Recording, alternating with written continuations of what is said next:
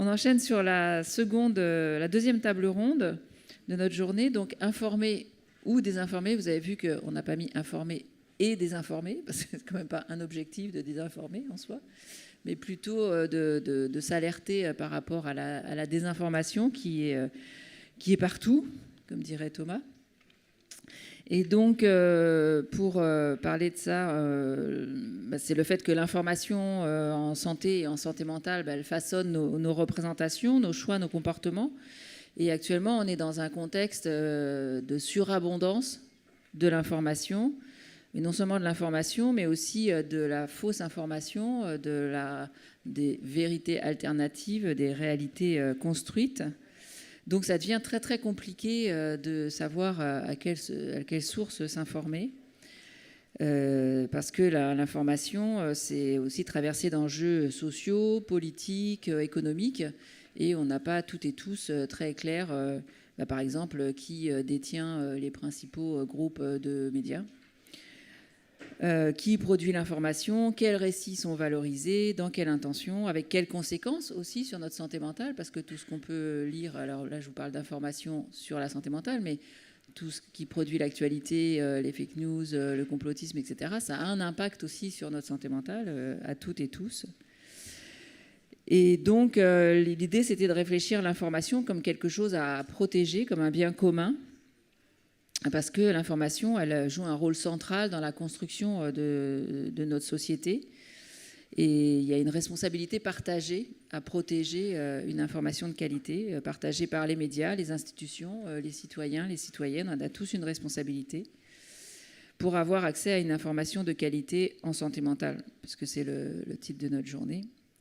Donc, on va réfléchir pendant une heure là sur comment s'informer sans s'intoxiquer. Voilà, vaste débat. On n'aura pas le temps de faire le tour de la question, mais en tout cas de poser un peu des bornes à cette réflexion-là. Et pour nous aider à réfléchir à ça, on a 4 personnes sur scène. Estelle Saget. Vous êtes un peu serré, non? Non, ça va? C'est pour vous tenir chaud parce qu'il n'y a pas de chauffage dans la salle. Là, il y a un chauffage à l'accueil. La dame qui fait le contrôle, elle a un petit chauffage planqué. On peut peut-être lui négocier. On va compter sur la chaleur humaine. Merci Nicolas. Donc Estelle, donc, tu es journaliste, tu as été grand reporter à l'Express sur les questions de santé. Tu es la responsable éditoriale de Psycom depuis 5 ans maintenant, 6 ans. Tu as inauguré cette fonction. Tu pilotes la production des contenus d'information de Psycom. Et tu veilles à proposer des ressources fiables, accessibles et indépendantes. C'est un peu notre marque de fabrique. Pour toi, une information fiable, c'est un élément essentiel pour prendre soin de sa santé mentale. Tu nous en diras plus. Ingrid Guilezo, donc tu es docteur en psychologie, responsable de l'unité santé mentale au sein de l'agence Santé publique France. Depuis 2020, tu élabores des campagnes de communication nationale sur la santé mentale à destination des adultes ou encore des adolescents.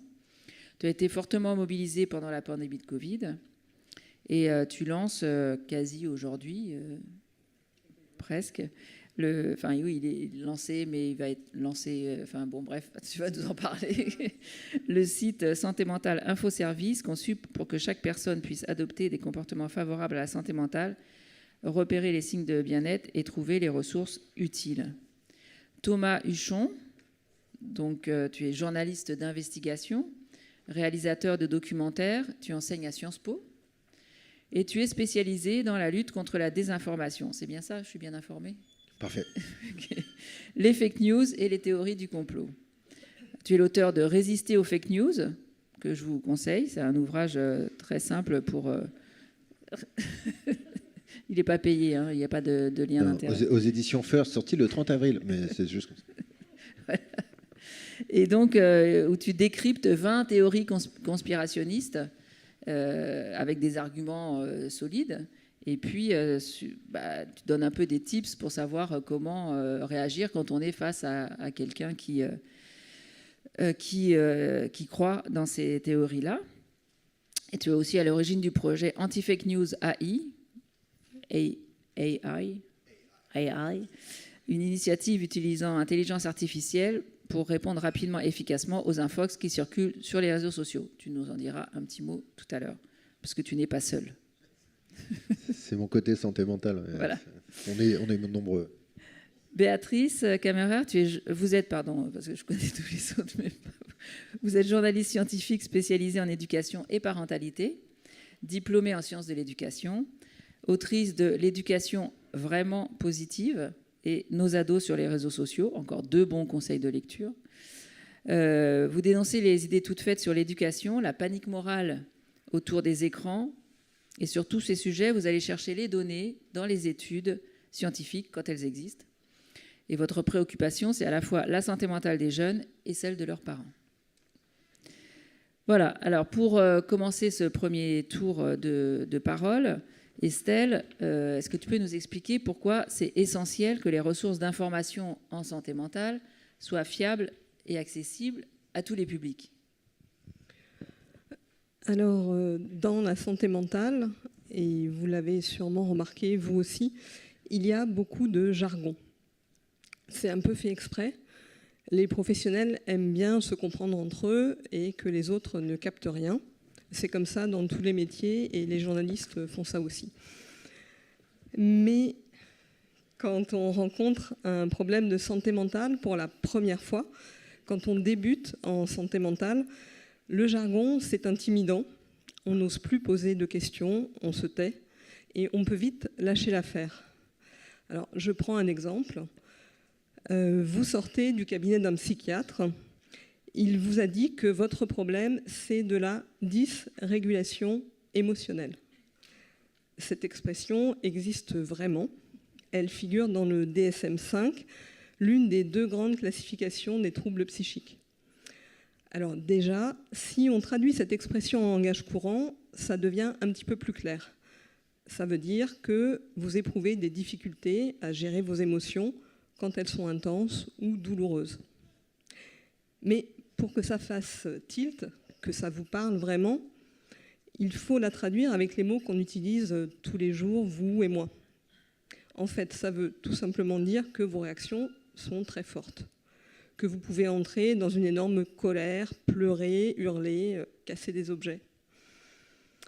Donc voilà, c'est ça qu'on fait sur le site de Psycom. On traduit le vocabulaire de la santé mentale dans la langue que tout le monde comprend. On traduit, mais on espère aussi que les internautes, à force, vont apprendre eux-mêmes la langue de la santé mentale. Exactement comme on apprend une langue étrangère. Parce que le jour où on se retrouve à l'étranger, si on parle un peu la langue du pays, c'est plus facile de se faire comprendre. Autrement dit, en tant que patient, une fois que je maîtrise le vocabulaire de la psychologie et de la psychiatrie, je peux expliquer ce qui m'arrive et converser avec les professionnels de la santé mentale. Par exemple, je me sens mieux, docteur. On dirait bien que la dysrégulation émotionnelle, c'est derrière moi. Alors, dans la santé mentale, il y a aussi des acronymes, beaucoup d'acronymes. Je peux vous en citer pas mal de tête. Le CMP, son cousin, le CMPP, le CATTP, le CN2R, qui est ici dans la salle, le C3RP. Voilà, on pourrait faire un petit concours, je suis sûre que vous en connaissez tous plein. Quand on cherche de l'aide, en fait, c'est compliqué de deviner si on va en trouver plutôt au CATPP ou plutôt au C3RP. Et là aussi, sur le site de Psycom, on fait la traduction. Tu me demandais, Aude, pourquoi c'est essentiel que les ressources en santé mentale soient accessibles à tout le monde. Alors, je crois qu'on ne rappelle jamais assez que savoir, c'est pouvoir. La vérité, c'est que quand on débute en santé mentale, on n'y comprend rien. Plein de personnes pourraient sans doute en témoigner ici. Et tant qu'on ne peut pas savoir, on ne va rien pouvoir du tout. En tout cas, pas grand-chose. Alors, une chose importante avec l'information qu'on produit à Psycom, c'est que cette information est gratuite. Donc, chacun y a accès, quels que soient ses revenus. Bon, ça, c'est possible grâce à des financements qui viennent pour l'essentiel d'institutions publiques. Et c'est rare, en fait, l'information gratuite, parce que produire de l'information, c'est coûteux. Donc, le plus souvent, l'information de qualité, elle est payante. Si c'est un livre, il faut l'acheter, n'est-ce pas Thomas? Si c'est un média... 14,90 € dans toutes les mauvaises librairies comme Amazon, mais aussi dans les très bonnes. Si c'est un média, on a des gens, des médias dans la salle ou une appli, il faut payer un abonnement, c'est normal. Si c'est une séance avec un professionnel de la santé mentale, il faut la plupart du temps payer la séance. Et tout ça, c'est normal, mais la différence par l'argent, c'est un problème aujourd'hui en santé mentale quand on sait à quel point les services publics sont saturés. Tu demandais aussi, Aude, pourquoi c'est essentiel que l'information en santé mentale soit fiable. Alors, pour le coup, je vais prendre la question à l'envers, parce que ça me paraît assez évident que l'information doit être fiable. Donc, du coup, pour que la démonstration soit un peu plus efficace, on peut se poser la question, qu'est-ce que je risque si je tombe sur une information pas fiable? Alors d'abord, le premier risque, c'est de perdre mon temps. Par exemple, je tombe sur une vidéo, 5 signes que vous avez peut-être un trouble borderline, et je clique. Les signes sont assez courants, on les retrouve chez pas mal de gens qui n'ont pas forcément un trouble borderline.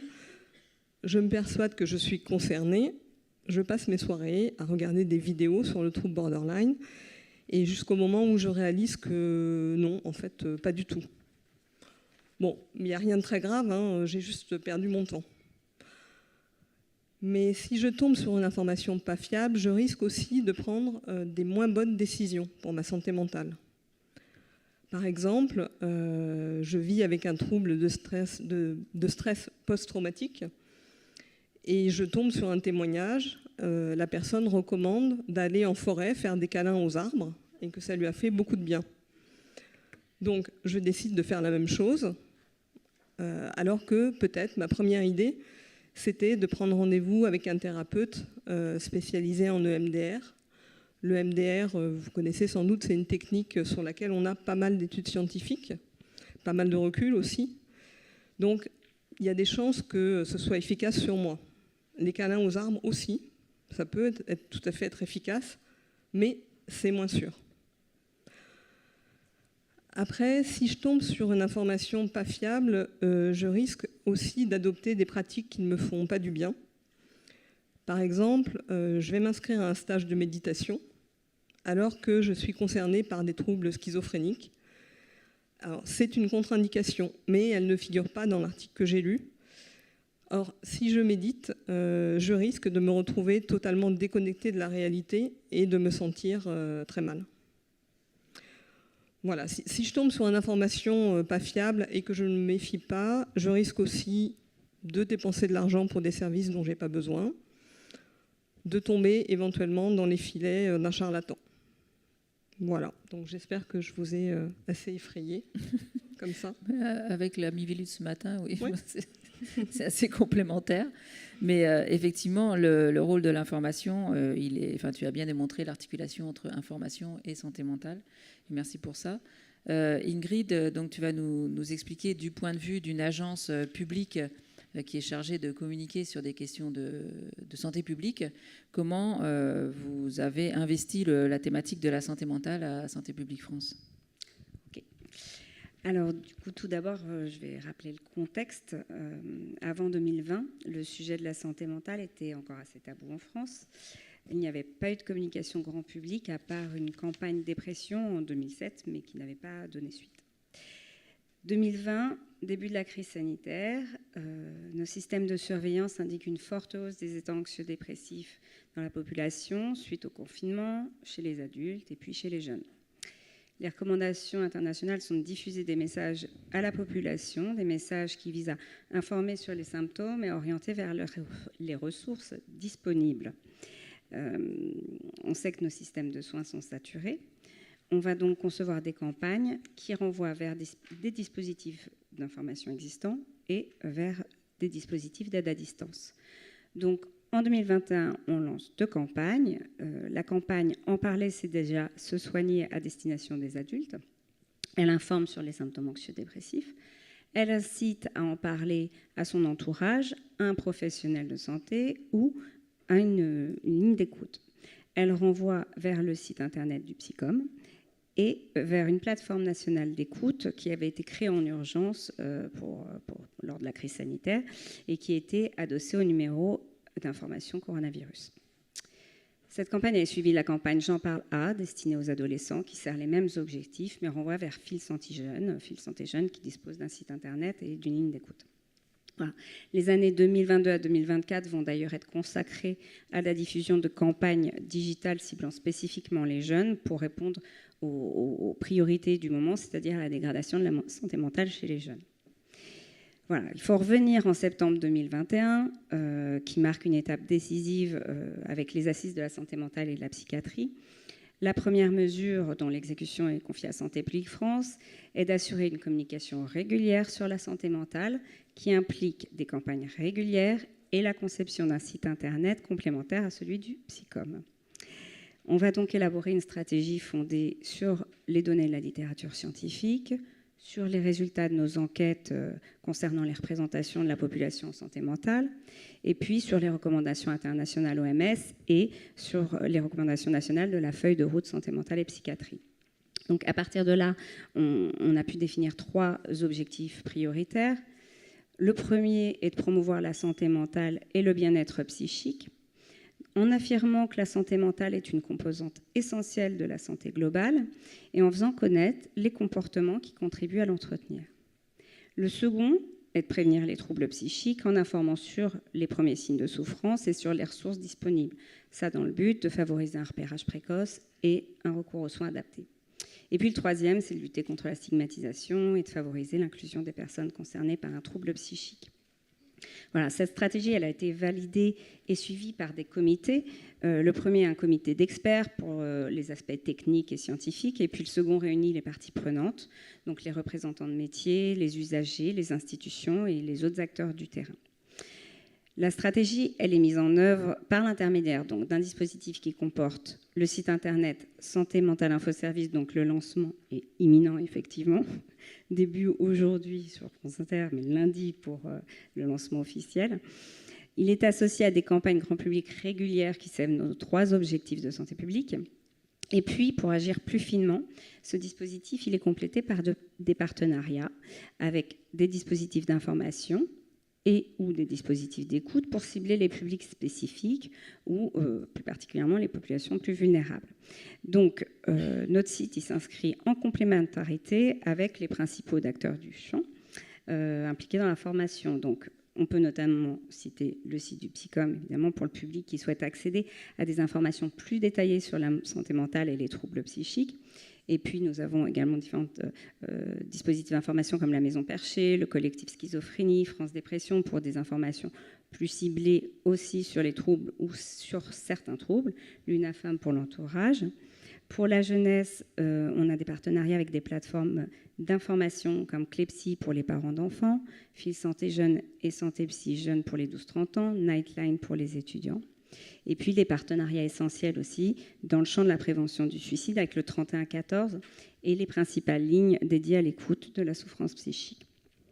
Voilà pour le dispositif. Merci Ingrid, c'est très clair et je pense que dans ce déroulé historique, on voit comment petit à petit, effectivement, Santé publique France s'est emparée de la question de la santé mentale avec les mêmes méthodes en fait que sur d'autres sujets de santé publique, sur la nutrition, sur le bien vieillir, etc. Donc dans une logique de santé publique, on part de données épidémiologiques et on essaye de produire des outils d'information et de communication qui vont aider à améliorer ces indicateurs-là.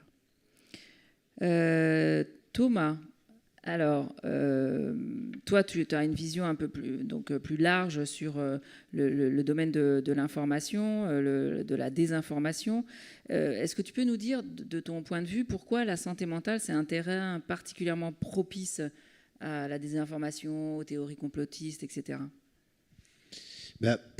En réalité, les questions de santé, d'une manière générale, elles nous concernent tous.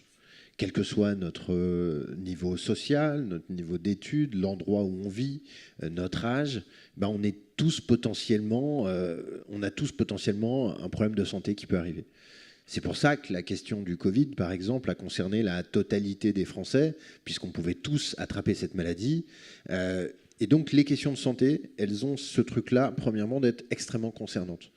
La deuxième chose, c'est que ces questions-là, elles sont très intimes et elles peuvent nous faire peur. Et quand on a peur, eh ben, on va bien souvent avoir de mauvais réflexes. Et chercher des choses, mais pas toujours de la bonne manière, tomber sur les mauvaises, tomber dans le piège. En tout cas, on va être dans une disposition qui permet à tout ce qui n'est pas idéal de venir se greffer un petit peu sur nous. Quand on essaie de mesurer un peu ces questions de désinformation, eh ben, effectivement, les questions sanitaires sont celles qui représentent le plus de fake news sur Internet. Moi, j'ai essayé de mesurer l'impact des théories du complot, des 20 principales théories du complot, depuis 5 ans en langue française. Eh bien, il y a un petit peu plus de 12 millions de messages depuis 5 ans sur les réseaux sociaux qui défendent une fake news ou une théorie du complot. Ces messages, ils génèrent une audience de 15 milliards de vues. Qu'est-ce que ça peut bien vouloir dire, 15 milliards de vues? On n'est que 7 milliards sur la planète, après tout. Ben, on est 15 millions de Français inscrits sur le réseau social X, anciennement Twitter, qui est celui que nous, on arrive à mesurer.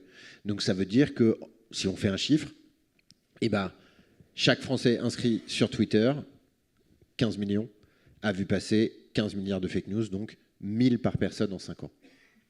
Ça nous dit déjà quelque chose. Ça dit quelque chose de l'aspect invisible de la désinformation. On connaît tous quelqu'un qui a basculé au cours des dernières années. On a tous quelqu'un, un proche, un ami, quelqu'un de la famille, un collègue, un voisin. On connaît tous quelqu'un qui a basculé dans le complotisme. Et cette personne, on la connaît. Elle est intelligente, elle est douée de raison, et on ne comprend pas comment elle a basculé. On ne comprend pas comment elle a pu basculer en voyant une fois un truc. Et bien parce qu'en fait, elle n'a pas vu une fois un truc. Elle a vu passer 10 fois, 100 fois, peut-être 1000 fois des messages qui défendent ces trucs-là. Et cette espèce de répétition permanente sur notre cerveau, eh bien, il a des conséquences. 15 milliards de vues pour le complotisme, eh bien, il y a un sujet qui représente un tiers de cette audience. Le Covid. Le Covid et les discours anti-vax, c'est 5 milliards de messages, 5 milliards de vues au cours des 5 dernières années. Une fake news sur 3 qui a circulé en français sur les réseaux sociaux concerne les questions sanitaires. Donc ça montre bien l'immense ampleur de ces sujets-là sur les problématiques de santé. Et du coup, ça montre aussi eh bien, l'ampleur du travail à accomplir pour répondre à tout ça. On ne peut pas... Enfin, ce que tu me disais aussi, c'est que ça attaque... parce que sur les réseaux sociaux, les institutions ne sont pas tellement visibles, les contre-discours sont moins visibles et que ça attaque la crédibilité aussi de la science, des institutions de santé. C'est un peu vous avez peut-être regardé les infos depuis le début de la semaine.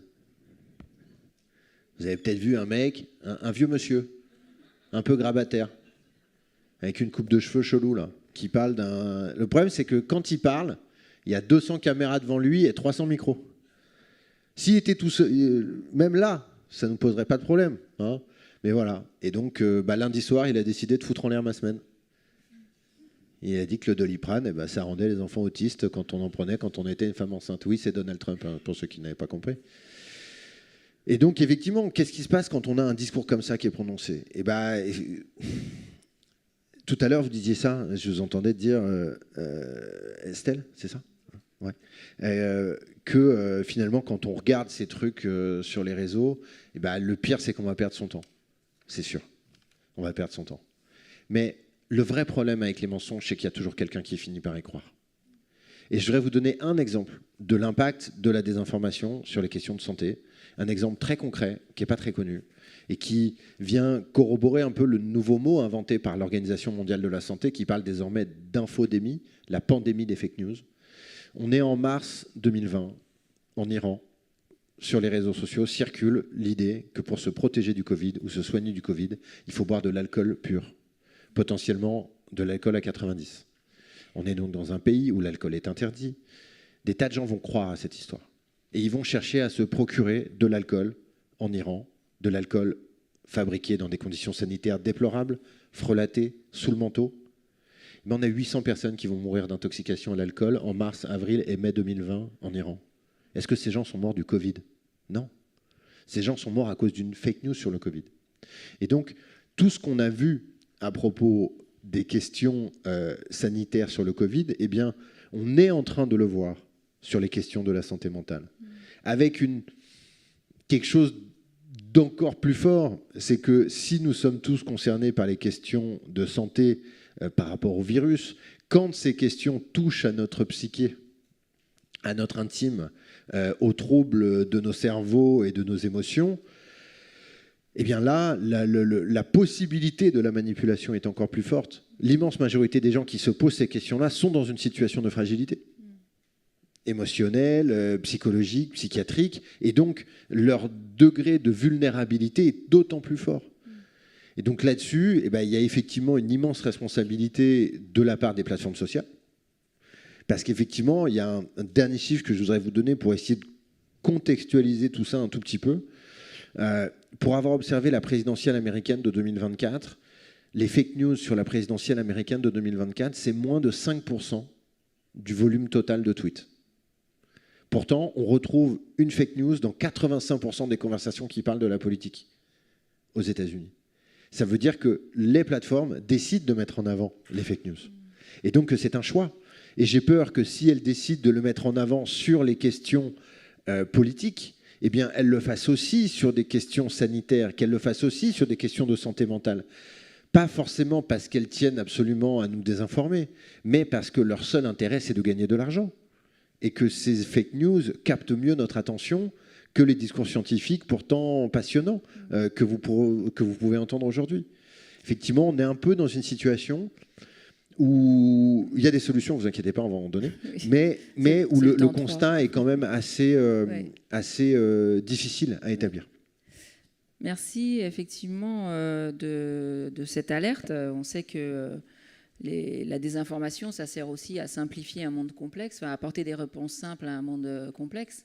Et c'est encore un piège de plus, mais qu'au final, ça augmente, comme tu l'expliques bien, l'anxiété et le désespoir. On dit aussi qu'une fake news, ça prend l'ascenseur, quand un fact-checking, ça prend l'escalier. C'est-à-dire que ça se répand très, très, très, très vite. Béatrice, alors on va faire un focus avec vous sur les jeunes, parce que les adultes s'inquiètent beaucoup pour les jeunes qui passent leur temps sur les réseaux sociaux et c'est mauvais pour leur santé mentale. Donc on est dans une situation un petit peu paradoxale puisqu'on sait que les jeunes s'informent sur la santé mentale sur les réseaux sociaux, mais on sait que les réseaux sociaux ont aussi des impacts sur leur santé mentale. Mais qu'est-ce qu'on sait vraiment en fait? Oui, alors effectivement, c'est une très bonne question, notamment parce qu'il y a l'idée aussi derrière que finalement, si les jeunes d'aujourd'hui vont si mal, c'est peut-être parce qu'ils passent beaucoup trop de temps en ligne. Donc, c'est aussi une solution un petit peu facile à un problème complexe. Donc, effectivement, qu'est-ce qu'on sait là-dessus? D'abord, ce qu'on sait, c'est que leurs pratiques sont massives. Ça, je vous apprends rien. Hein. Le baromètre du numérique en 2021 donnait 70% des 12-17 ans ayant une présence active sur les réseaux sociaux. Évidemment, depuis, ça a encore beaucoup augmenté. Alors, c'est comment dire, ils y sont aussi pas mal de temps. Là, je vous donne pas de chiffres parce qu'en fait, ils sont pas fiables, mais régulièrement, vous voyez les gros titres des journaux disant voilà, il y a tant d'heures par jour, par semaine. Le gros problème, c'est qu'est-ce qu'on met exactement derrière. Je sais pas si votre téléphone vous envoie la même notification le lundi matin que moi. Il récapitule combien de temps vous avez passé par jour. Et évidemment, dans le lot, il y a du temps que vous avez passé pour votre travail, du temps que vous avez passé pour vous divertir, du temps que vous avez passé pour vous informer. Bon, qu'est-ce que ça vous dit vraiment de ce que vous y avez fait? Pas grand-chose. C'est exactement pareil pour les jeunes. Donc, c'est massif, ils y passent du temps et on leur prête tout un tas de conséquences très négatives. Ça rendrait les jeunes addicts, ça rendrait les jeunes dépressifs, ça rendrait les jeunes complexés. Voilà, j'en passe. En tout cas, c'est vraiment tous orientés. Il y a une forme d'alerte en disant qu'est-ce qu'on fait et est-ce que les problèmes de santé mentale qu'on répertorie aujourd'hui ne seraient pas finalement tous explicables un petit peu par ça. C'est notamment la thèse de Jonathan Haidt à l'échelle internationale, donc un universitaire qui a publié un livre, Génération anxieuse, qui a beaucoup de succès à l'international à l'heure actuelle, et en disant c'est pas compliqué, regardez, on regarde les courbes, regardez le moment où ils ont commencé à aller mal, c'est le moment où on a mis les smartphones. Est-ce que les deux ne seraient pas liés? Est-ce que cette corrélation ne serait pas une causalité? Et donc évidemment, la thèse est très séduisante. Problème simple, une question importante. Bon, il est très critiqué à l'heure actuelle, Jonathan Haidt, par ses collègues universitaires, justement pour les raisons que je commençais à citer. Il néglige beaucoup de paramètres. C'est une corrélation, donc une variation concomitante. On n'a pas vraiment d'éléments qui iraient dans le sens d'une causalité. Et puis, par exemple, il néglige tout un tas d'autres phénomènes qui auraient pu aussi, notamment aux États-Unis, intervenir dans l'équation, à savoir, par exemple, qu'il y a de plus en plus de monde qui n'a pas accès à une couverture sociale correcte, donc pas accès aux soins. Donc peut-être qu'aussi le problème de santé mentale pourrait s'expliquer de bien d'autres façons différentes. Donc voilà, c'est pour dire en tout cas que c'est dans l'air du temps de se poser des questions comme ça. Alors qu'est-ce qu'on a d'autre comme données pour répondre à ça? D'abord, on peut remarquer que c'est très compliqué d'essayer de manière globale de se demander l'impact des réseaux sociaux sur les jeunes. Parce que Internet, vous le savez, c'est comme la vraie vie. Dans le lot, il y a des informations tout à fait intéressantes, émancipatrices et pertinentes. Il y a des usages tout à fait intéressants et émancipateurs, et puis d'autres tout à fait délétères. Donc, comment est-ce qu'on fait un peu le tri là-dedans? C'est un peu comme quand on parle des écrans. Bon, ça ne veut pas dire grand-chose. Donc déjà, on met tout le monde dans un énorme paquet. Donc pas de message univoque, pas d'effet univoque, parce qu'il faut voir à chaque fois sur quel espace, de quoi on parle, de quel contenu, de quel usage. On a aussi donc cette question de l'addiction qui revient beaucoup.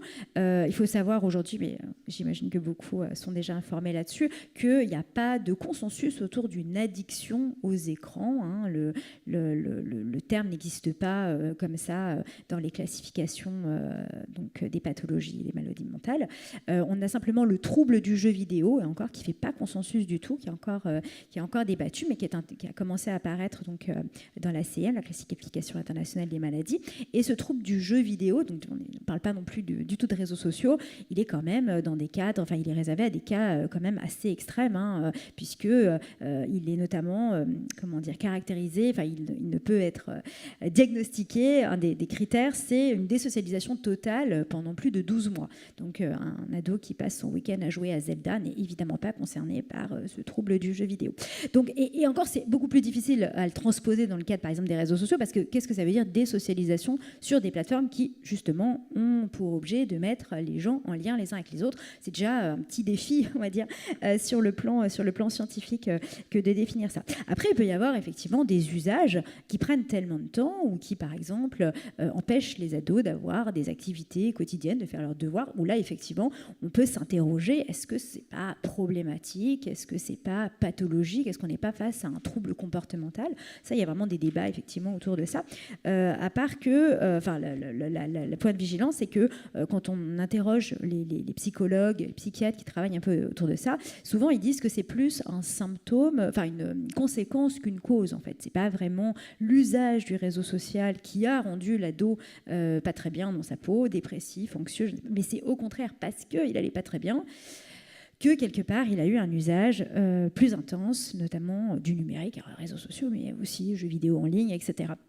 Par exemple, il y avait eu, il y a quelques années, un fait divers qui avait un peu défrayé la chronique autour d'un ado espagnol qui avait été hospitalisé après plus de 20 heures de jeu par jour sur Fortnite. On avait dit « Ah là là, Fortnite l'a rendu addict, c'est à cause de ça qu'il va mal ». Ce que les médias à l'époque avaient oublié de préciser, ils l'ont fait mais un peu tard, c'est qu'en fait il était en plein deuil, il venait de perdre sa maman et qu'effectivement c'était une stratégie pour compenser, pour éteindre en fait ces sensations désagréables de dépression, d'anxiété autour de ça, parce que voilà, le numérique a cette capacité effectivement à, momentanément en tout cas, parfois, faire diminuer ces symptômes. Donc voilà, c'était un petit peu ça tout l'enjeu qu'il y avait derrière. Après, on a aussi une grosse méta-analyse qui a été faite pour essayer d'analyser globalement, alors qu'est-ce que ça donne sur le bien-être, l'usage des technologies numériques. Et en regroupant beaucoup de personnes, ils sont arrivés à la conclusion que l'usage du numérique expliquait moins de 1%, 0,4% exactement, de la variation du bien-être des adolescents. En gros, voilà, c'est juste cette petite partie-là qui peut être reliée aux usages du numérique. Alors, la grosse précaution qu'il faut avoir quand on lit ça, on pourrait se dire « Ah, tout va bien ». En fait, c'est un peu plus compliqué que ça. C'est parce que comme on a pris un très gros échantillon de population, c'est-à-dire qu'on a fait une très grosse moyenne. Ce que donc ça ne dit pas, c'est que dans le lot, il pourrait très bien y avoir des personnes qui seraient vraiment impactées négativement et des personnes qui seraient impactées positivement, et ce qui expliquerait que la moyenne soit globalement nulle, un petit peu négative. Alors, les 0,4%, c'est dans le sens négatif, donc c'est significativement nul, mais extrêmement faible. Et ça, par exemple, on a déjà des données là-dessus. On sait que les adolescents qui ne sont pas très bien dans leur peau, qui sont complexés, quand ils vont, par exemple, sur un réseau social comme Instagram, ils vont se comparer, vont faire un processus de comparaison sociale qui peut les impacter négativement. C'est notamment le cas des filles, sur tout ce qui est normes de poids, de beauté, etc. Mais aussi des garçons qui font de la musculation, qui ont aussi parfois des complexes là-dessus. Pardon. Et donc voilà, donc ça peut être un élément. Et on sait aussi que parallèlement, des ados qui, eux, ont plutôt une bonne confiance en eux, il peut y avoir effectivement un impact plutôt positif de ces réseaux sociaux. Ils vont pouvoir se mettre en avant et nourrir d'une certaine manière cette confiance en soi. Alors c'est un exemple, il pourrait y avoir d'autres éléments, parce les chercheurs regrettent souvent de ne pas avoir suffisamment accès en fait, à ces données-là, parce que c'est quand même encore détenu, qui nous permettraient justement de savoir qui sont les ados à risque, comment on peut les cibler et peut-être comment est-ce qu'on peut rendre l'usage du numérique plus positif, plus intéressant pour les gens. Parce que quand même, dans tout ça, il y a aussi des usages intéressants. Tout à l'heure, je vous ai dit qu'il y avait autant de contenu, autant et donc autant d'effets derrière, sur tout ce qui est... santé mentale. On sait que le principal usage des réseaux sociaux par les jeunes, c'est quand même de rester en lien avec leurs copains. Donc ça, c'est plutôt un facteur positif, rester en lien avec ses copains, nourrir des liens sociaux, des amitiés, expérimenter des interactions aussi. Ça, on va être plutôt du côté du positif. Parfois, pouvoir avancer derrière un pseudonyme, ça peut être renforçant pour la confiance de ceux qui, corporellement, s'aiment pas trop, donc qui peuvent quand même interagir. Donc voilà, on a aussi des effets qui ont pu être mesurés positivement là-dessus. Et puis, ça peut être trouver des communautés de pairs, si là on revient vraiment dans le domaine de la santé mentale, trouver des communautés de pairs et donc possiblement mettre des mots, s'émanciper. Merci. Juste peut-être préciser un élément. On manque effectivement de science sur ces sujets-là.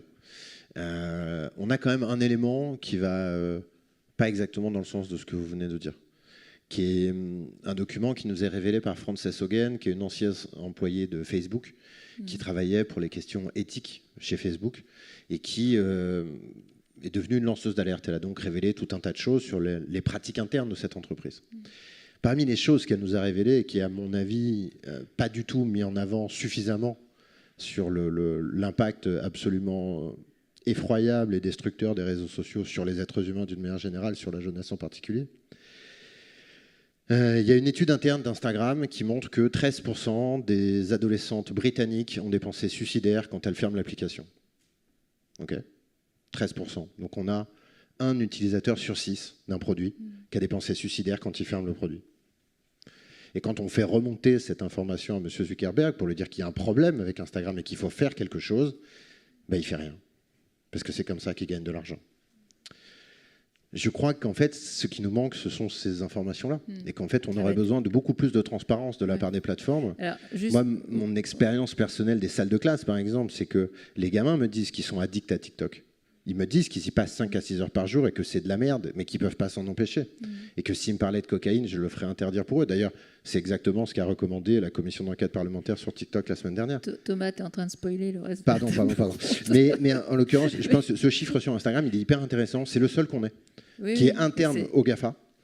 et qui n'est pas un truc scientifique. C'est pas scientifique. C'est ça, en fait, c'est qu'en fait, On manque de données. une fois qu'ils nous ont dit ça, ils nous ont pas dit grand-chose. Il y a besoin d'en savoir beaucoup plus, de la sorte de manière beaucoup plus, parce que en fait, comment ça a été évalué. Enfin, en fait, on a besoin d'en savoir plus. On n'a pas besoin de dire que tout va bien, mais on a besoin de savoir comment ça se passe en fait. Mais en fait, quand vous entendez ce chiffre, vous n'avez pas envie de vous dire, il faut fermer le truc.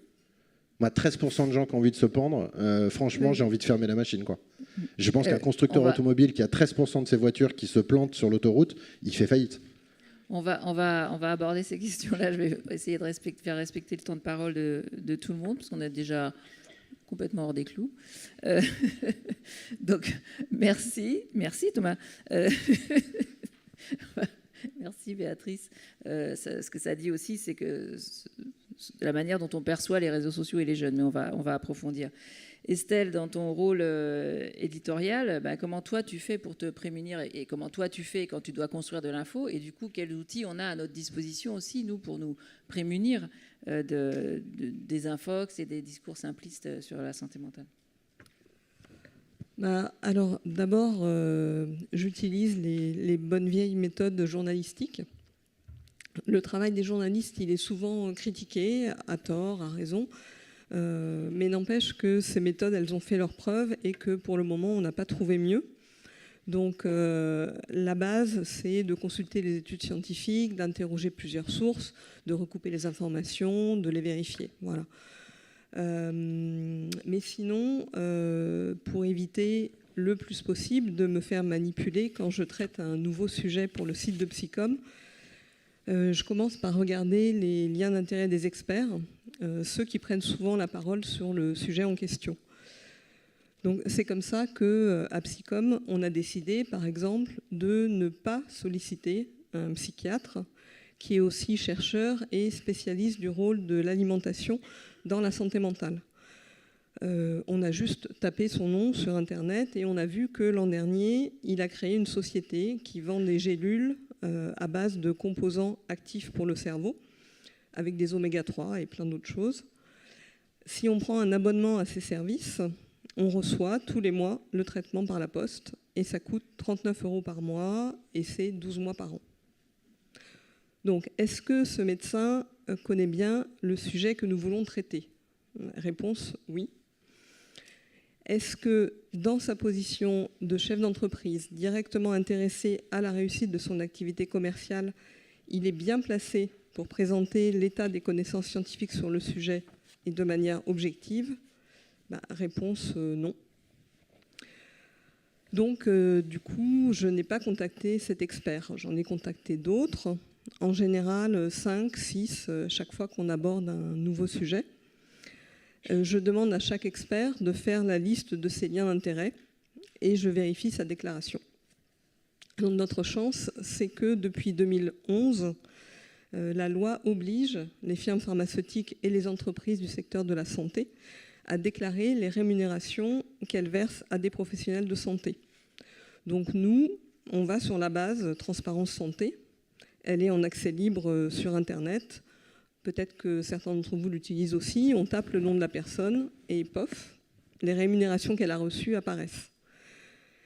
Donc quand on met l'article en ligne sur psycom.org, on met aussi en ligne les déclarations de tous les experts qu'on a interrogés. Et ensuite, c'est au lecteur de juger. Et là, il y a pas mal de questions qu'on peut se poser. Donc d'après lui, là je parle donc du lecteur qu'on est tous, est-ce que cet expert a quelque chose à gagner dans ce qu'il affirme? Est-ce qu'il défend l'intérêt général ou bien est-ce qu'il défend des intérêts particuliers?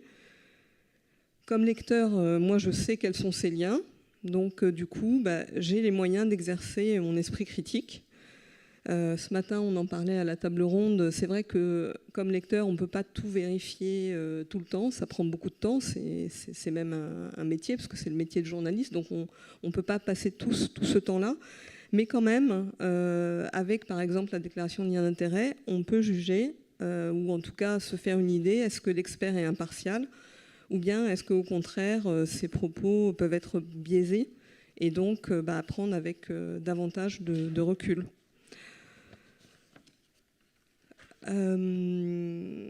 Alors, cette transparence sur les liens d'intérêt, c'est un des critères qu'on a retenu à Psycom pour garantir que l'information soit de qualité. Il y a 5 ans, en fait, quand on a vu que sur Internet, on trouvait tout et n'importe quoi sur la santé mentale, on était au moment où on refaisait le site Internet de Psycom, on s'est demandé comment reconnaître des informations de qualité. Donc on a consulté la littérature scientifique, on a recensé les bonnes pratiques, et ensuite on a publié une grille de critères de qualité de l'information, spécialement sur la santé mentale. Donc je ne vais pas citer tous les critères, mais je peux en donner quelques-uns. Qui sont assez classiques. Par exemple, la Psycom, donc on signe les articles, on les date, on indique nos sources. En tout, on a 11 critères dans cette grille. Vous pouvez la trouver sur le site. Et voilà, donc nous, on s'efforce de les respecter. Ce n'est pas toujours facile. Et on espère de cette façon ne pas relayer des infox malgré nous. Mais ça a pu nous arriver. On n'est pas du tout infaillible. Merci Estelle.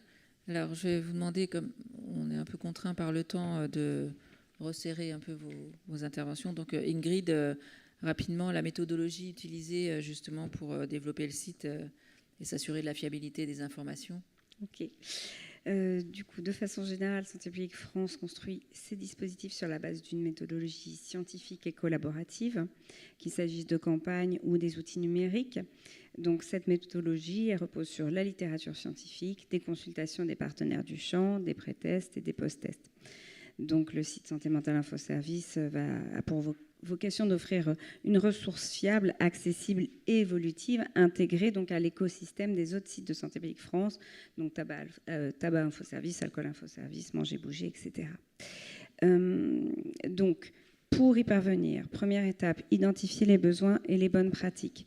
Donc, on s'appuie sur nos données déjà disponibles, qu'on complète par des enquêtes. Donc là, on a mené une enquête qualitative et une enquête quantitative sur les représentations, connaissances et comportements de la population en matière de santé mentale.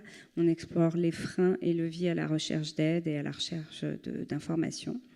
En parallèle, on réalise une revue de littérature pour identifier les comportements favorables à la santé mentale. Et on réalise également des benchmarks des sites français et des sites de nos homologues internationaux pour identifier les bonnes pratiques. Voilà, une fois qu'on a récolté toutes ces données-là, on produit un brief qui est soumis donc, à une agence de communication avec la cible et les objectifs du site. Ce brief, il est soumis avant tout à nos comités dont je vous ai parlé tout à l'heure, et il est également soumis à la DGS. Voilà. Donc, concernant la cible, le site il s'adresse à la population générale adulte, avec un cœur de cible de 25 à 55 ans et une attention particulière au public vulnérable, c'est-à-dire les publics à faible littératie numérique, en précarité financière ou encore les personnes concernées par un trouble psychique. Donc, nos objectifs prioritaires, ils sont d'informer sur les signes, on l'a dit tout à l'heure, les ressources et les comportements pour prendre soin de sa santé mentale. Deuxième étape, on co-construit le site avec les usagers et on le teste. Donc là, pour garantir une expérience utilisateur optimale, on implique le public dès sa conception. On a mobilisé une communauté en ligne, diversifiée en fonction de l'âge, du sexe, CSP, niveau littératie, etc. Et puis, pendant 6 semaines, cette communauté a testé l'arborescence, les contenus, les visuels. Et puis, ces tests ont été complétés par des entretiens individuels et focus group. Voilà. Les contenus du site, ils ont été rédigés par nos équipes et l'agence de communication, donc toujours dans ce souci d'être accessible au plus grand nombre, quelles que soient les compétences en littératie. Donc les phrases, elles sont courtes, le vocabulaire, il est simple, les articles sont courts, illustrés, accompagnés de vidéos. Voilà. Certains ont été pré-testés auprès de la communauté et les articles, encore une fois, ont été relus et validés par l'ensemble des comités. Voilà. Pour finir, je vais faire... d'aller vite. Le site il fera l'objet d'un suivi rigoureux pour mesurer son impact et l'adapter aux besoins des usagers. Donc, dès son lancement, il fait l'objet d'un suivi des usages en temps réel avec les classiques indicateurs de fréquentation, parcours de navigation, etc. Et puis, au-delà de ça, au-delà des données de trafic, on a prévu 2 évaluations, une évaluation qualitative pour identifier les axes d'amélioration, notamment en vue des évolutions du site, et une évaluation quantitative pour mesurer la satisfaction, les usages, etc. Voilà, cette méthodologie a garanti que le site s'appuie sur des données probantes, offrant des contenus fiables, adaptés aux attentes des usagers et accessibles à tous. Voilà, elle permet surtout une évolution constante pour s'ajuster aux besoins et rester pertinent, notamment dans un contexte marqué par la multiplication des fausses informations. Voilà, il y a un article du site qui est d'ailleurs consacré à donner des clés à l'internaute pour s'informer de manière autonome et trouver de l'information et des ressources fiables. Voilà. Merci. Donc avec ces deux explications un peu méthodologiques, on voit qu'il y a deux mondes qui s'affrontent. C'est-à-dire qu'il y a le monde de la raison qui essaye de construire de l'information sur des bases probantes, etc. Et il y a la puissance de feu qu'a évoqué Thomas, des réseaux sociaux, notamment pour produire de la désinformation sur la santé mentale. Mais au-delà de la désinformation, c'est aussi, tu me disais Thomas, en préparation, les plateformes, les réseaux fournissent... c'est des outils de surveillance de nos comportements. En réalité, c'est quelque chose qu'on ne mesure pas suffisamment. C'est que les réseaux sociaux, ce sont des endroits où on va s'informer, se divertir, se connecter, être en lien avec tout un tas d'autres gens. Mais en réalité, ces réseaux sociaux, ce sont des empires de la surveillance.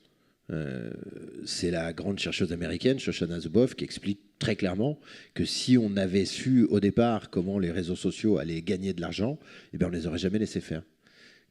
Comment ils gagnent de l'argent ? En fait, ils font une projection de vos comportements. Et c'est ça qu'ils vendent. On se dit, Facebook, ils gagnent de l'argent en vendant des publicités. Non, c'est pas ça. Ils veulent savoir qui vous êtes, quels sont les biais et les traits les plus sensibles et intimes de vos personnalités. Et en sachant cela, ils vont vendre votre profil à un annonceur en sachant qu'il y a de très fortes chances pour que vous cliquiez sur la publicité. C'est pas exactement la même chose que Patrick Lelay qui veut vendre du temps de cerveau disponible à Coca-Cola, pour reprendre la phrase de la fin des années 90, qui nous avait scandalisés. Mais finalement, moi, il me manque beaucoup aujourd'hui, Patrick Lelay. Parce que la seule chose qu'il pouvait faire, c'était augmenter le son de la pub au moment de la mi-temps du match de foot quand j'allais pisser. Les pubs, c'était 20 décibels plus fort que le reste des programmes. C'était sa manière à lui de vous suivre jusqu'aux toilettes. Zuckerberg, Musk et compagnie, ils savent déjà qu'il faut que j'aille pisser, moi je ne le sais pas encore. Donc on en est dans ce degré de connaissance très intime sur les êtres humains. Et c'est cette information-là qu'ils ont récupérée sans notre consentement objectif, sans le respect total des lois, sans le respect des principes éthiques et moraux qui gouvernent nos démocraties modernes. C'est en faisant tout ça qu'ils ont réussi à construire la projection de nos comportements. Et ça, ils le vendent au plus offrant. Et si le plus offrant, c'est, je ne sais pas, un candidat politique qui veut manipuler les gens en leur disant que oui, les chiens sont bouffés par des migrants haïtiens à Springfield dans l'Ohio, c'était tellement rigolo. C'était eating the dogs, voilà, on se souvient de ce truc-là. Ou alors à un entrepreneur qui voudrait trouver les gens les plus fragiles, qui auraient besoin d'une petite pilule, qui les aiderait à résoudre leurs troubles psychiques, il va les trouver. C'est ça, c'est à ça que sert Facebook, c'est à ça que sert Instagram, c'est à ça que sert TikTok. Ce sont des outils de surveillance des êtres humains afin de gagner de l'argent à leur insu. Merci Thomas. Il y a quelque chose de très inquiétant là-dessus. Voilà. Oui. Voilà. Mais alors... C'est bien de nous dire tout ça.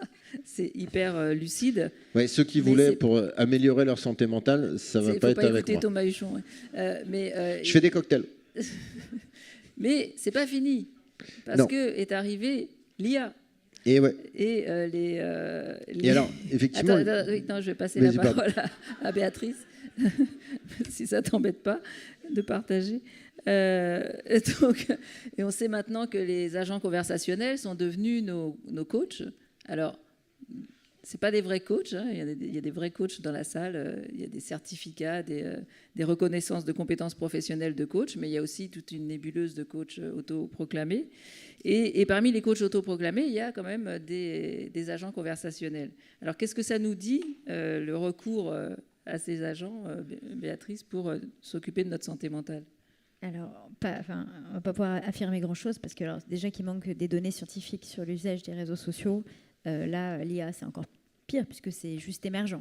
La science a besoin de beaucoup de temps et de beaucoup de, voilà, de données pour construire son savoir.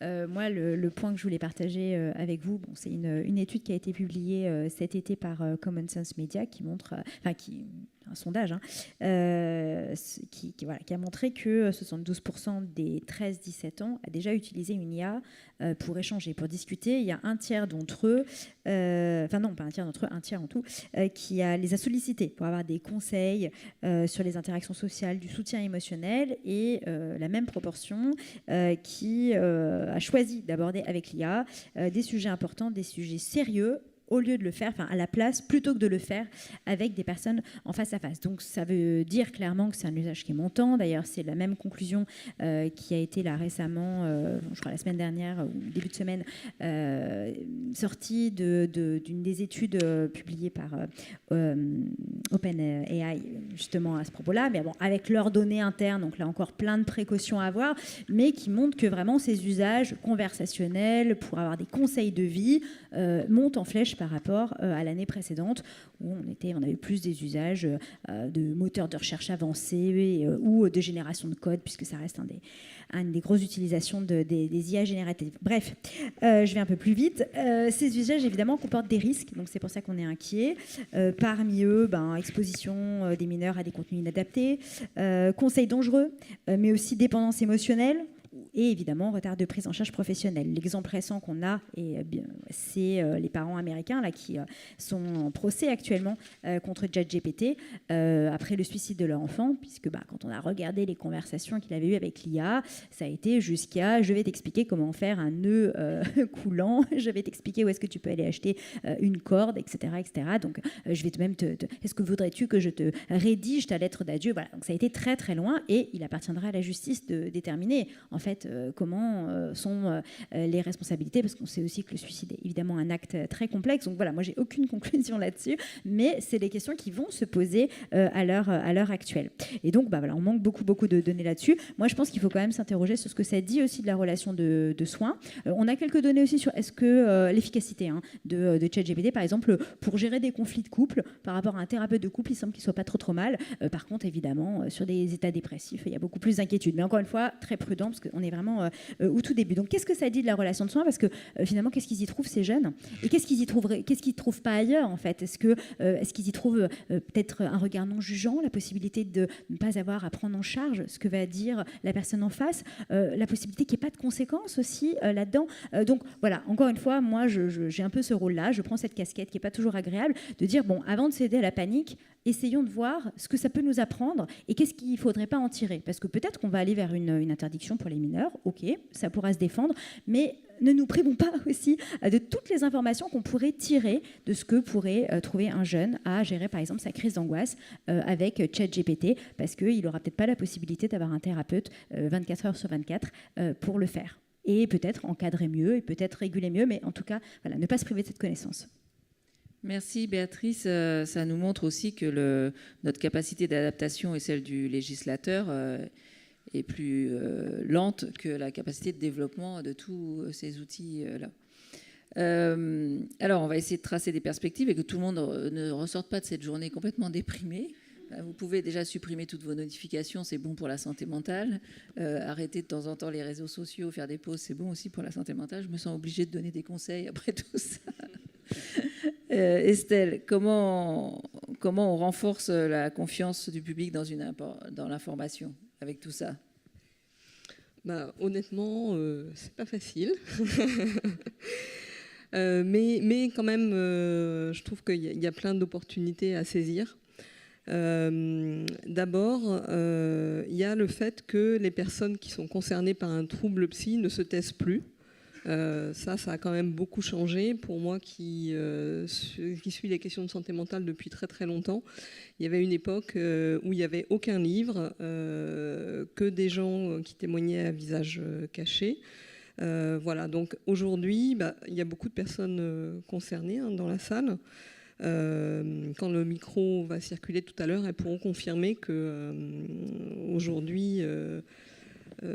c'est le moment de prendre la parole. Vous le voyez, hein, toutes ces personnes font des vidéos, elles écrivent des posts sur LinkedIn. Et de cette façon, elles contribuent très directement à la fiabilité de l'information. Parce que, par exemple, c'est grâce à elles qu'on sait ce qui marche bien dans les hôpitaux et puis ce qui marche moins bien. Et en plus de ça, il y a un nouveau métier dont on a parlé aussi ce matin, qui est de plus en plus répandu, c'est médiatrice de santé pair ou médiateur de santé pair. C'est le métier de Nicolas Montanard qui sera ici à notre place tout à l'heure pour la 3e table ronde. Et donc, juste pour rappeler, les médiateurs, ce sont donc des personnes qui sont rétablies de leurs troubles et qui travaillent dans les équipes de soins. Donc apparemment, ce métier, il est très utile pour la qualité des soins, mais je peux vous dire qu'il est aussi très utile pour la qualité de l'information. Par exemple, j'ai rédigé pour le site de Psycom une série d'articles sur les droits en psychiatrie. J'ai travaillé avec 3 médiateurs de santé pair, dont au moins une qui est dans la salle. Et je les ai interrogés sur leur expérience, je les ai écoutés raconter comment ça se passe, là où ils travaillent. Et puis, du coup, ils m'ont dit quand les droits étaient respectés et quand ils ne l'étaient pas. Le résultat, c'est que dans cette série d'articles, on ne parle pas des droits en théorie, des droits sur le papier, on parle des droits tels qu'ils sont appliqués ou aussi des droits quand ils ne le sont pas. Voilà, donc le fait que les personnes concernées se mêlent davantage de l'information, ça c'est une grande chance. Je pense que ce sont elles, notamment, qui vont renforcer la confiance du public. Nous, les journalistes, on ne va pas y arriver tout seuls. Voilà. Merci Estelle. Ingrid ? Oui. Des conseils, perspectives des actions Santé publique France. En tout cas, l'enjeu est double, sur un plan collectif aussi, c'est d'informer et de donner les capacités d'agir. Donc, nous, notre premier objectif, c'est de combler le déficit d'information qu'on a pu identifier dans nos enquêtes. Donc, et la première chose, c'est qu'on veut installer et ancrer le fait qu'on a toutes et tous une santé mentale, qu'elle fait partie intégrante de notre santé et que, comme pour la santé physique, on peut en prendre soin, prendre soin de sa santé mentale au quotidien. Et nos enquêtes montrent que la moitié des Français ne savent pas comment on peut l'entretenir. Donc, c'est pour ça qu'on veut communiquer sur les différents comportements qui sont favorables. On les connaît bien pour la santé physique, mais pas nécessairement pour la santé mentale. Il s'agit de l'activité physique, du sommeil, de l'alimentation équilibrée, l'exposition à la nature et aussi à la lumière des jours, le fait de pratiquer un loisir. Il y a également le champ des compétences psychosociales, comment on peut identifier ses émotions, comment on peut appliquer des techniques de relaxation. Et puis, il y a aussi inciter les comportements prosociaux, en faisant savoir qu'aider les autres, c'est aussi positif pour sa propre santé mentale. Voilà, il y a plusieurs comportements comme ça qu'on porte qui font consensus dans la littérature scientifique. Et puis, sur le plan de prévention prévention des troubles, savoir identifier les signes chez soi ou chez un autre, ça fait aussi partie des comportements protecteurs et connaître les ressources également. Donc donner des clés simples, on veut donner des clés informer sur quand et comment s'aider soi-même, quand et comment appeler une ligne d'écoute et quand et comment consulter un professionnel de santé. Il y a une réponse graduée qu'il faut qu'on puisse installer. Voilà. Il s'agit aussi de donner des clés pour aider à parler de sa souffrance, pour parler soi-même quand ça ne va pas et pour savoir comment parler à quelqu'un qui ne va pas bien. En 2021, un quart des répondants à nos enquêtes trouvaient encore honteux de parler de ses problèmes psychologiques à son entourage. Donc ça, on doit le changer collectivement. Il y a donc aussi un véritable enjeu à installer une communication régulière et durable pour permettre de normaliser la santé mentale dans sa dimension globale, pas que dans l'aspect trouble psychique, et la positionner donc comme un sujet qui concerne tout le monde, de l'inclure dans le quotidien et de favoriser l'inclusion aussi des personnes concernées. Donc les campagnes, à elles seules, elles ne suffisent pas à changer les comportements, elles permettent d'informer massivement, de rendre visibles les ressources et au mieux de faire évoluer les représentations. Disons qu'elle pose un cadre collectif et elle crée un climat favorable au changement. On rappelle aussi que les facteurs qui influencent la santé mentale, on le sait, il y en a qui sont en partie individuels, mais surtout environnementaux, qu'il s'agisse donc des conditions de vie, on les a suffisamment cités, et aussi de la société dans laquelle on évolue. Donc, pour agir efficacement, il faut combiner plusieurs leviers. Donner à chacun les moyens d'agir au niveau individuel et transformer les environnements. Ça ne peut se faire qu'en synergie avec les acteurs de terrain, qu'il faut tiller pour relayer les messages et pour accompagner les personnes aux plus proches, et notamment les plus vulnérables. Et puis avec les politiques publiques, donc indispensables pour agir sur l'ensemble des déterminants et qui doivent intégrer la santé mentale positive dans les politiques jusqu'à l'accès aux soins, donc tout en tenant compte des inégalités sociales de santé. Puis un petit mot, dans une société, on l'a dit, où la solitude, les moyens de communication, les nouvelles formes de travail isolent, recréer du collectif est essentiel. Donc prendre soin de soi, oui, mais prendre soin des autres aussi. C'est le lien social qui est un déterminant essentiel de la santé mentale. Donc voilà, juste Merci. Pour conclure, voilà, la santé mentale, on l'a dit plusieurs fois, c'est l'affaire de tous et celle d'une responsabilité collective, Merci. Citoyens, professionnels et institutions. Voilà. Merci Ingrid. Béatrice, par rapport aux jeunes, des pistes collectives vous semblent pertinentes? Est-ce qu'il faut les éduquer ou est-ce que c'est eux qui doivent éduquer les adultes? Dans le mauvais sens. Ça, c'est bon. Oui, ma perspective, ce serait peut-être de changer de regard et de place qu'on leur attribue aux jeunes, parce que dans le domaine de la santé mentale, on a plutôt tendance à les voir comme des cibles des actions et pas vraiment comme des acteurs du changement. Et c'est vrai que quelque part, quand on regarde un peu leurs pratiques, même en ligne, ils sont plutôt vertueux en fait d'une certaine manière. Par exemple, alors bon, évidemment, les études sur l'esprit critique ont montré qu'il y avait quand même un âge minimum pour être performant, par exemple dans le repérage des fake news, mais ils reçoivent beaucoup plus d'éducation que les adultes, ne serait-ce que parce que l'école, on a fait un vrai sujet, les collèges, les lycées, donc en fait ils sont plus éduqués quelque part que nous, plus alertés d'une certaine manière. D'ailleurs, en termes de repérage des images générées par IA, il y en a un certain nombre qui informent leurs parents en disant non, ça c'est pas la peine d'y croire, tu vois pas gros comme une maison que ça a été généré par IA. Donc ils ont aussi un usage qui peut être un petit peu informé et sensible. Ils sont plus sensibilisés aussi aux effets du cyberharcèlement.